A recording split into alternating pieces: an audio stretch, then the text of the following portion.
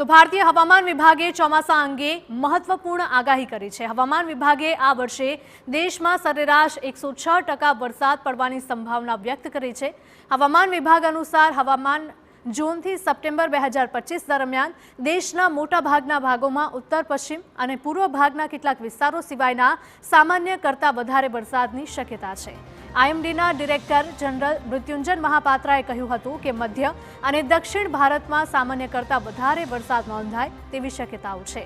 તો દક્ષિણ પશ્ચિમ ચોમાસું તેની સામાન્ય તારીખથી 16 દિવસ પહેલા મુંબઈ પહોંચી ગયું છે। હવામાન વિભાગે આગામી દિવસોમાં કેરળ, કર્ણાટક, દરિયાકાંઠાના મહારાષ્ટ્ર અને ગોવાના કેટલાક વિસ્તારોમાં ભારેથી અતિ ભારે વરસાદની આગાહી આપી છે।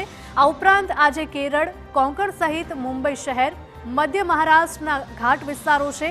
આ સાથે જ કર્ણાટકના દરિયાકાંઠાના વિસ્તારો અને ઘાટ વિસ્તારોમાં ભારે વરસાદની સંભાવના વ્યક્ત કરી છે।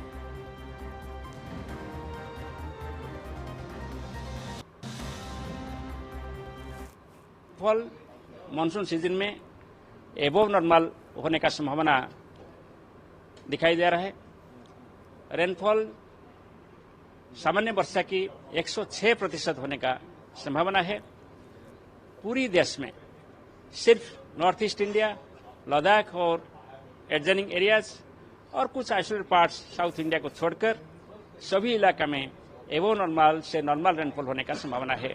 जून महीने में भी एबोव नॉर्मल रेनफॉल होने का संभावना है, यानी 108% से ज़्यादा वर्षा होने का संभावना है। और डिफरेंट प्रांत में भी वर्षा अच्छा रहने का भी संभावना दिखाई दे रहा है।